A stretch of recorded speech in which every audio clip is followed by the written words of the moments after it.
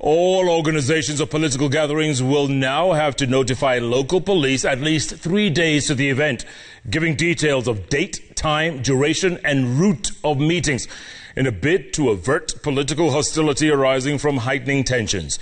National Security Advisory Committee Chair Dr. Joseph Kinyua now says political leaders and organizers will be responsible for maintaining peace at events they choose to hold and must be present until the end. We're going to begin our broadcast with our very own Gituku, who reports of a law that has for long existed but ignored by politicians and authorities that the state is now hoping to cling on to return sanity to the political field. The political violence witnessed in Murang'a County last weekend appears to have set the ball rolling, state operators in shock over local political situation getting out of hand, leading to the loss of lives. The National Security Advisory Committee now invoking provisions of Section 5 of the Public Order Act that lays responsibility on organizers and attendees of political events. The convener or any person intending to hold a public meeting or a public procession shall A. notify the officer commanding station, that is OCS, of such intent at least 3 days but not more than 14 days before the proposed date of the public meeting or procession. According to the law, organizers must notify the local OCS of intended political event and also provide their full names and physical address. In the notification, the organizer must specify the date and timing of event, the site of the public meeting, and in case of a procession, the route to be followed. Organizers must be present at such events throughout and collaborate with security agencies in maintaining peace and order.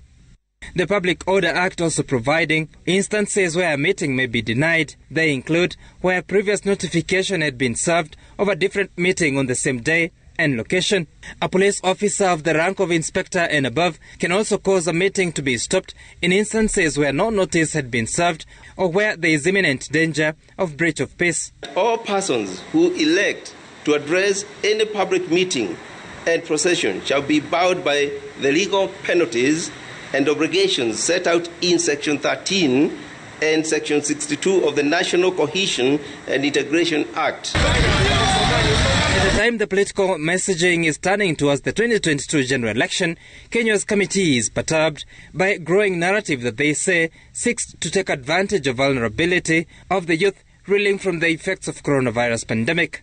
These individuals, in attempt to further their selfish political agenda, are inciting the youth who are fearful of their future. They are attempting to radicalize the youth to the point where they have fought and in one tragic incident killed each other. While Kenya's statement was not specific to any politician or political faction, Murang'a's Sunday events reckon with growing political mobilization around differing ideologies. Deputy President William Ruto has been riding on a hustler's narrative, which he says focuses at empowering the underprivileged.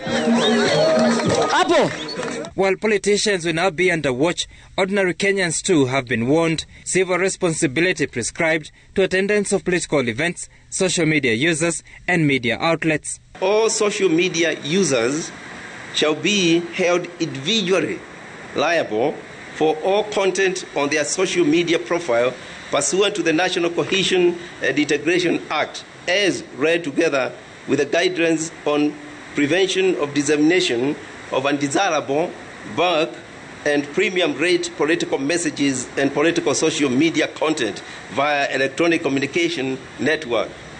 Ruto and ODM leader Raila Odinga are later this week expected to tour the Kisii region. With Kenya's pronouncement, they will be required to have served notices of at least 3 days upon local police bosses. The instructions by the National Security Advisory Committee may be a necessity given the current political situation, but its success could be challenged given that some of the politicians have been claiming that theirs have been spontaneous gatherings while on the road. Gituku, TV, Nairobi.